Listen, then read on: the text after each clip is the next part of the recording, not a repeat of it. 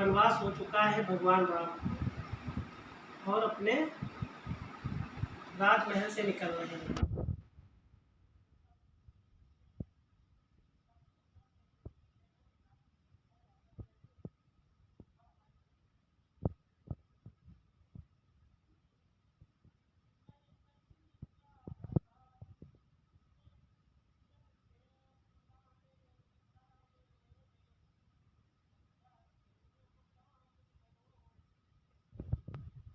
हे पिता मेरे, देखना न गड़बड़ और विघ्न शासन समाज में हो कोई, तुम सब पर राज सौंपता हूँ, विप्लव न राज में हो कोई।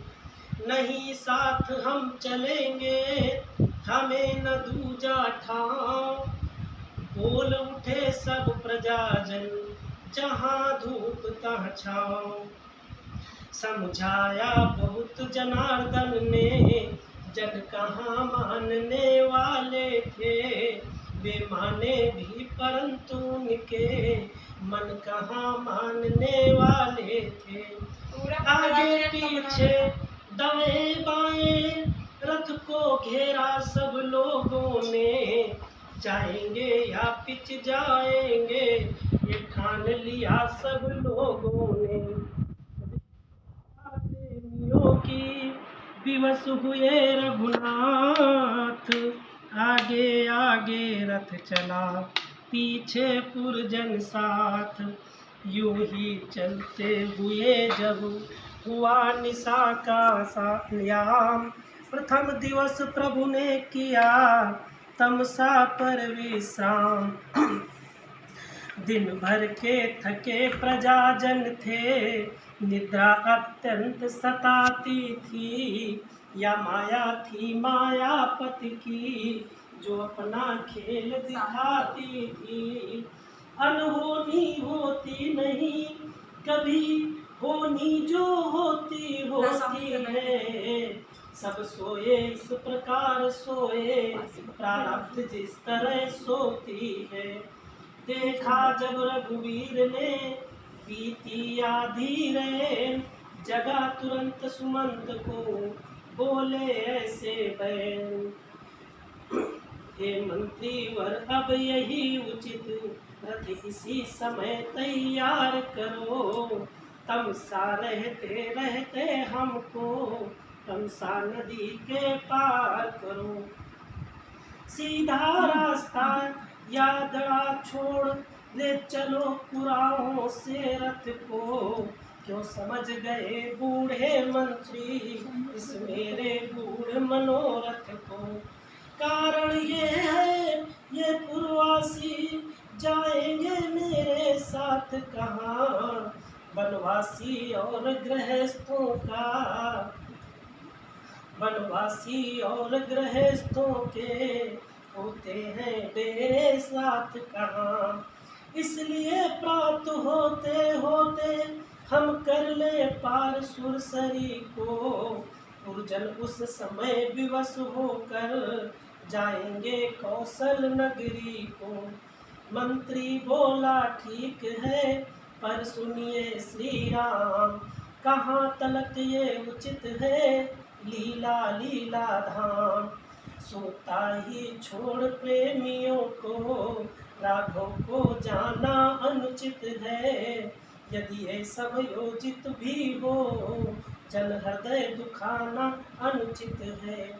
अतएव आप ही लौट पड़े, इच्छा है यही रियाया की, वनवास शब्द महलों में था ये है आवाज अयोध्या की। बोल उठे रघुवंश मण, यद्यपि ये कुछ ठीक, किंतु दृष्टि इस पर जरा डालो तो बारी।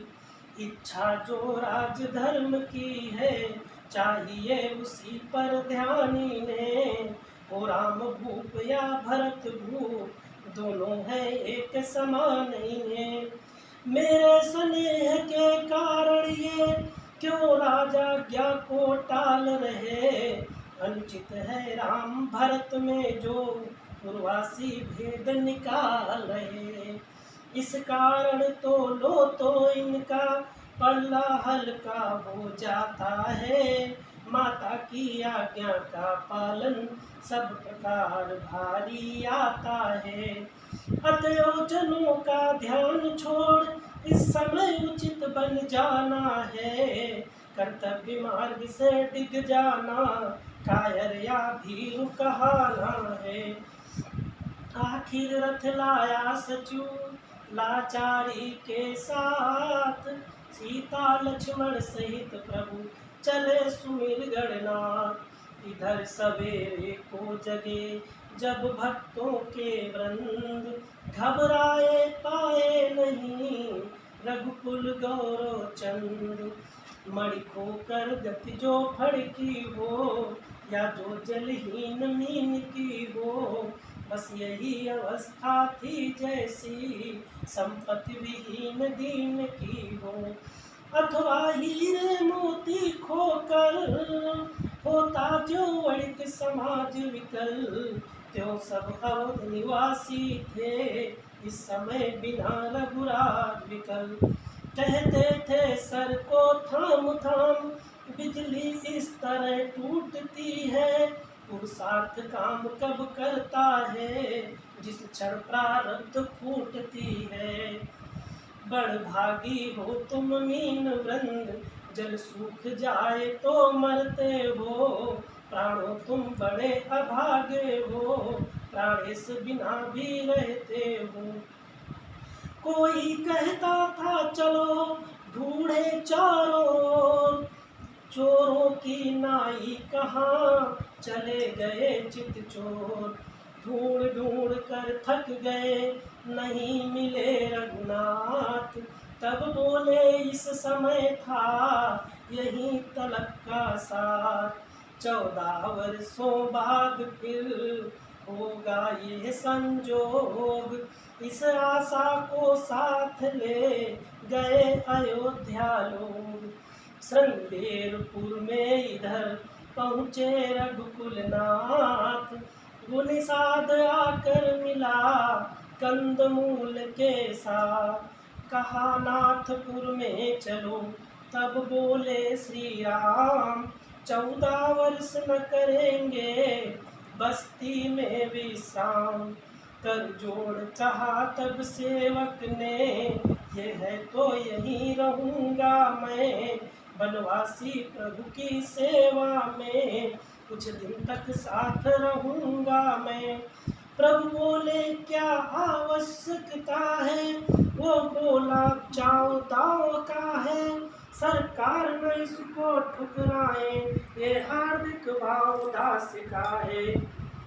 मौन हो गए दयानिधि मानो है स्वीकार, सीमा हो जब प्रेम की तब फिर कहाँ विचार।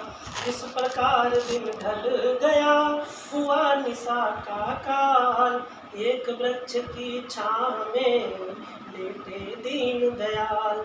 पृथ्वी का पलंग बनाया है जिस पर पत्तों का बिस्तर है, वो उस पर सोता है देखो जो दशरथ नंदन रघुवर है। जो रही सदैव हिंडोले में उस समय धूल धूसर है वो, जिसको वैदेही कहते हैं सो रही कुशाओं पर है वो।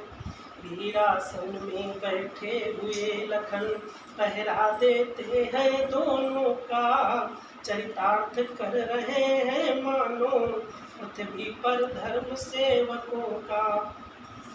ये परिवर्तन का दृश्य देख करुणा में डूब निषाद गया, बूढ़ा समंत भी दुखी हुआ, रग रग में व्याप विषाद गया। देखा निज साथियों पर जब यो दारुण क्लेश, लखन लाल ने तब दिया धीरज का उपदेश। आती बाहर से नहीं सुख दुखों की बात, अपनी करनी ही सदा साधक बाधक भ्रात। जब ये संसार स्वप्नवत है तो उन्नति अवनति धोखा है। सपने का राजा और रंग होना अनहोना मिथ्या है। जीवों की ये अवस्थाएं बस घोर मोह की रातें हैं। इन रातों में जो होती है ये सब सपने की बातें हैं। इनमें योगी जन जगते हैं, अज्ञानी जनता सोती है। या वे जग जाते हैं जिन पर कुछ कृपा इसकी होती है। बस यही समझ कर दुनिया का सुख दुख सहन करना अच्छा। इस धारा से तरना हो तो हरि का सुमिरन करना अच्छा।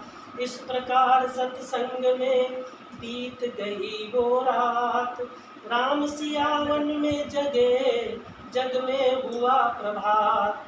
मंगवा कर बटका दूध वहीं सिर जटा बनाई रघुवर ने। मानो बिजली के साथ साथ बदलियां उठाई रघुवर ने। है नहीं शीश पर जटा जूट, ये वन का ताज विराजा है।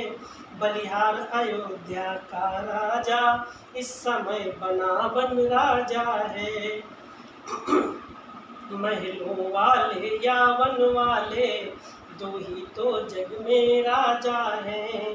वैरागी होकर राजा हैं, ये त्यागी होकर राजा हैं। इन दोनों ही राजाओं में त्रिभुवन का राजा रहता है। बस्ती में कभी दमकता है, जंगल में कभी महकता है। जटा जूट ही क्या सभी सजे वनों के साज। अवध बिहारी बन गए विपिन बिहारी आज। देख दशा ये उस समय हुआ सुमंत अधीर। हाथ बांध कहने लगा सुनो राम रघुवीर। देखा जाता है नहीं वन का ये श्रृंगार। वापिस चलिए अवध को रथ सम्मुख तैयार। हो गई कैकेयी की आज्ञा, वन में सरकार विराज चुके। बहु तेरे हृदय गमन पे प्रभु वरदानों के घन गा चुके। अब चलिए महलों को चलिए, जनता जीवित हो जाएगी। अपने राजा को सभा मध्य अब वही मुकुट पहनाएगी। प्रभु बोले ये बात अब बहुत हो गई दूर। पीछे फिरते हैं नहीं सती सिंह या सूर। मंत्री मंत्री बूढ़े मंत्री, यदि हमको आप चाहते हैं तो हम उस चाहत के नाते तुमसे बस यही मांगते हैं। जितनी जल्दी जा सकते हो उतनी जल्दी घर जाओ तुम। 14 वर्षों के लिए तात इस राघव को बिसराओ तुम। बूढ़ा मंत्री रो उठा कहा कलेजा थाम। अच्छा इतना ही करो हे रघुनंदन राम। वैदेही बेटी को वन में रोते हम देख नहीं सकते। पत्तों पर और कुशाओं पर सोते हम देख नहीं सकते। इसलिए इन्हीं को लौटा कर कुछ प्राण दीजिए कौशल को। यदि ये भी वन की ओर गई तो मरा समझिए कौशल को। सीता जी को ही लौटाओ छाइए ध्वनि मैदानों में। सबसे पहले ये ध्वनि पहुंची सीता जी के ही कानों में। सीता ही उत्तर देने को मंत्री के सम्मुख बोल उठी। मानो लज्जा के ताले को व्रत की कुंजी से खोल उठी। मंत्री सोने की चमक कभी सोने से अलग नहीं होती। चरणों की रेखा चरणों के धोने से अलग नहीं होती, चांदनी चांद के संग रहती, बिजली के संग रहती है, पत्नी पति की अनुगामिनी है, जड़ सृष्टि तलक ये कहती है। हे स्वर्णपुरी सी अवधपुरी, पर मुझे न ललचा सकती है, हंसनी मानस मर को तज कर अन्यंत्र नहीं जा सकती है। इतने में बोले लखन, जहाँ नहीं है न्याय, ऐसे राजा के यहाँ कौन लौट कर जाए। कहना माता कैकेयी से, घी के चिराग जलवाए वे, हम काटे थे सो निकल गए, निष्कंटक राज चलाए वे। ये भी कह देना क्षमा करे, हम बेटे वो महतारी हैं, जो कृपा उन्होंने हम पर की, हम उसके भी आभारी हैं। और न कह पाए लखन, किया राम ने बन, सदा बड़ों के हुक्म में छोटा है पाबन। अब मीठे रस के भरे सीधे सच्चे बैन, बोले मंत्री राज से रघुपति करुणाए। दिल की तख्ती पर छोटे के वचनों को मत लिख लेना तुम, सौगंध तुम्हें है वहाँ पहुँच, केवल इतना कह देना तुम। माता दे आशीर्वाद हमें, हम कुशल सहित घर आएंगे, जब 14 वर्ष पूर्ण होंगे, तब दर्शन उनके पाएंगे। इन 14 वर्षों में भी हम क्षण मात्र न भूलेंगे उनको, अपने विचार के मंदिर में श्रद्धा से पूजेंगे उनको। ये कह कर उठे भक्त वत्सल, फिर हृदय लगाया मंत्री को, नाना प्रकार से समझा कर कौशल लौटाया मंत्री को। धीरे धीरे रथ चला इधर अवध की ओर, इधर तीर सुर सरित के पहुँचे राज किशोर। मांगी जो नाव तो नाविक ने की, शुरू जो चले की बातें, कुछ नहीं थी लेकिन सब कुछ थी, वल्लाह मन चले की बातें। प्रभु बोले नाओ इधर लाओ, वो बोला लाता हूँ राजा, आया हाँ आया अब आया, आता हूँ राजा। प्रभु बोले जो बात हो कहो उसे जी खोल, आया आया इस तरह करो न टाल मटोल।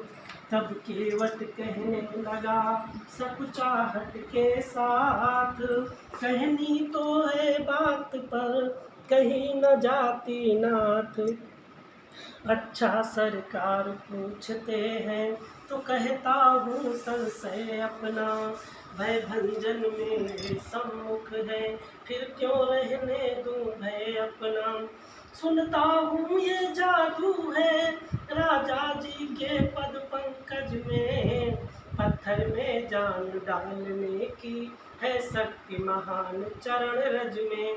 बन गई शिला सुंदर नारी, चरणों की धूल के लगते ही जड़ से चेतनता आती है, उस जीवन भूर के लगते ही। चरणों की रज का ये प्रभाव जब पत्थर और शिला पर है, तो मेरी लकड़ी की नैया छूते ही बस छू मंतर है। मंद मंद कुछ मुस्करा बोले श्री रघुराय, अपने संशय नाश का तुम्ही बताओ उपाय। केवट ने तब अर्ज की नीचा कर कुछ माथ, है तो एक उपाय यदि स्वीकारे रघुनाथ। अपना मेरा दोनों ही का यूं काम बना ले राजा जी, चरणों की रज पर संशय है वो रज धुलवा ले राजा जी। सेवक की रोजी बनी रहे, बाधा न आपके काम में हो कृपा राम की केवट पर, केवट का प्रेम राग में हो। कोमल कमलों का मल धोकर, निर्मल दोनों को कर दूंगा, ये भी गोरे चिट्टे होंगे, अपने भी जी को भर लूंगा। मालिक मालिक स्वीकार करो, तो अभी कठौआ लाऊं मैं, पहले लूं जांच कठौए को, तब नौका को खिसकाऊं मैं।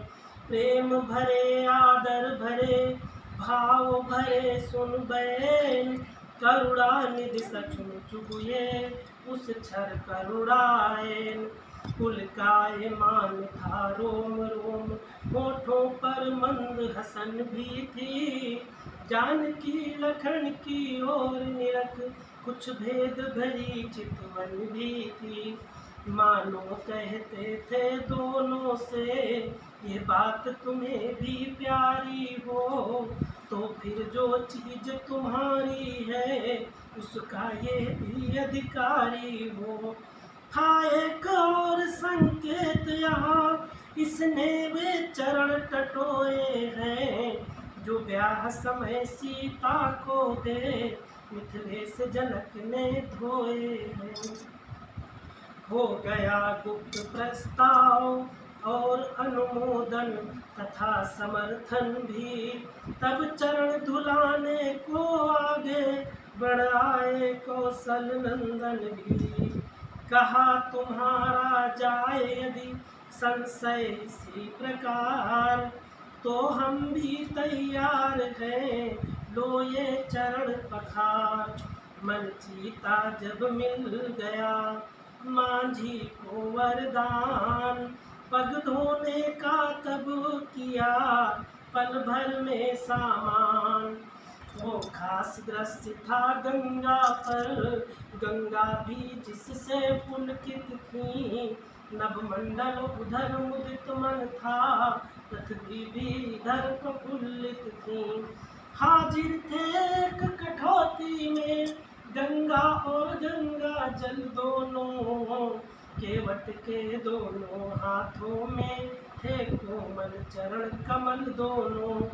उन चरणों का मल क्या धोया, धोया सेवक ने मन अपना, कर लिया जन्म जन्मांतर को, सब उस केवट में उज्जवल अपना।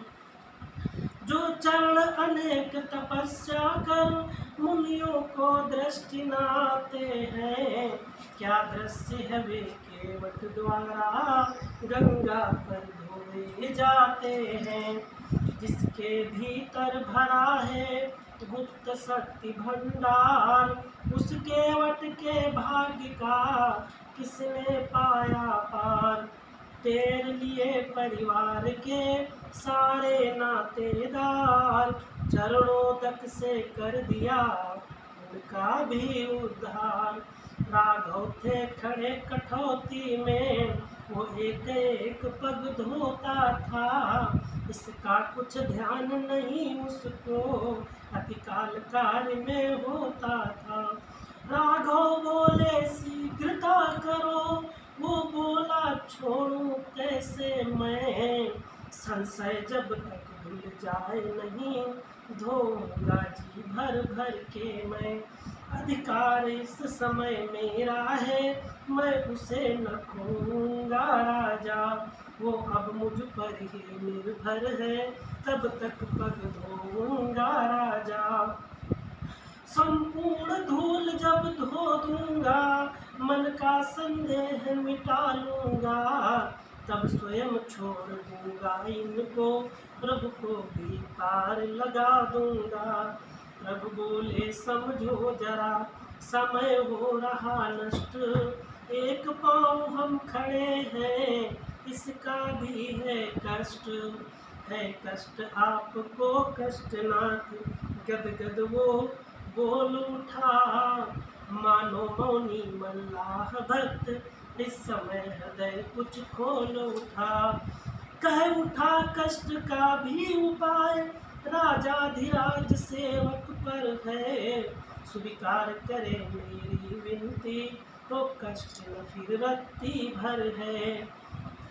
जो आपकी जंघाओं तक है, वो हाथ उठाओ नाथ अपना। रखो मुझ सेवक के सिर पर, राजा जी वही हाथ अपना। लक्ष्मण सीता ही नहीं, धन्य कह उठे उस समय शंकर भी। धो रहा धन्य चरणों को भी, रखवाया हाथ शीस पर भी। इस प्रकार जब कर चुका नाविक निज उद्धार, तब तीनों को नाव पर उसने किया सवार। जी भर कर दर्शन करने को धारा ठहराई गंगा ने। भगवान चढ़े तो माथे पर, वो नाव उठाई गंगा ने। तस्वीर नाव की लेते ही, उपमा ये सम्मुख आई है। सोने की मुंदरी पर मानो, हीरे ने शोभा पाई है। चलती है राजवधू सी वो, बिछ रहा बिछौना जल का है। त्रिभुवन भर का है भार, किंतु उभार कमल से हल्का है। आँखों उस छवि को देखो तो, आज नाव पर छाज रही। तख्तों पर दाहिने है रघुवर, बाएं में भी विराज रही। स्वामी स्वामिन के कुछ समीप, पीछे को थोड़ा हटे हुए। कंधे पर डाले हुए धनुष, उर्मिला नाथ हैं डटे हुए। मंद मंद गति से इधर चली जा रही नाव, उधर सूर्य बादलों में है दर्शन का चाव। सूरज ने कहा बादलों से, इस छवि को हमें निरखने दो। क्यों तुम आ गए बीच में हो, हट जाओ दर्शन करने दो। उत्तर में बादल गरजे, उत्तर में बादल गरज उठे। मत बको कौन होते हो, हम दर्शन करने आए हैं। दर्शन से हमको रोक रहे। तब कहा सूर्य ने दर्शन का, पहले हक नहीं तुम्हारा है सूर्यवंश में रामचंद्र, इससे अधिकार हमारा है। बादल बोले रहने भी दो, ये फिक्रे नहीं ढंग के हैं। हक तुमसे ज्यादा हमको है, हम दोनों एक रंग के हैं। वे भी घनश्याम कहाते हैं, हम भी घनश्याम कहाते हैं। इस श्याम रंग के नाते से, हम एक बखाने जाते हैं। बढ़ गई रार तो हवा चली, उसने यो बीच बचाव किया। थोड़ा थोड़ा मौका देकर, दोनों का पूरा चाव किया। इधर नाव खे रहा था वो प्रेमी मल्लाह, जिसके मन का प्रेम भी काजल सदस्य था। है राम बलि जब नौका पर, बल्ली की कौन जरूरत है। माझी डर मत मझधारा में, जाने की आज न सूरत है। भय तो उस समय नाव का है, जब उसका खेवन हार न हो। बैठा है जब वो बेड़े पर, तो कैसे बेड़ा पार न हो। मल्लाह विचार रहा था ये, इतने में मेघ लगे छाने। मौसम का ऐसा रंग देख, माझी कुछ लगा गुनगुनाने। जल और जलद के बीच वहाँ, गाने ने खुला समा बांधा। था राग नकोरा मेघ राग, अनुराग विराग भर। तानों मुखियों आलापों ने, नौका पर बड़ा समा बांधा। था राग नकोरा मेघ राग, अनुराग विराग भरा था वो। खुलते ही अधर कमल देखा, पद परम पराग भरा था वो। वैसे तो थी वो बरसाती, पर उसमें असर और ही थी। स्वर के चढ़ाव के साथ साथ भीतर कुछ चकस हो रही थी। सारांश धार में गंगा की जब बल्ली लगा चलाने वो, तो पछवा देख देख स्वर छेड़ उठा बस्ताने वो। फिर देखा आकाश को, फिर कुछ आया ध्यान, मीठे मीठे स्वरों में फिर छेड़ी ये तान। इधर चतुर मल्लाह की पूरी हुई मल्हार, जा पहुंची नौका इधर गंगा जी के पार। सीता जी लक्ष्मण के साथ साथ पृथ्वी के नाथ उतर आए। यात्री भी गंगा के समान हिमगिर से अब बाहर आए। एक मिनट। केवल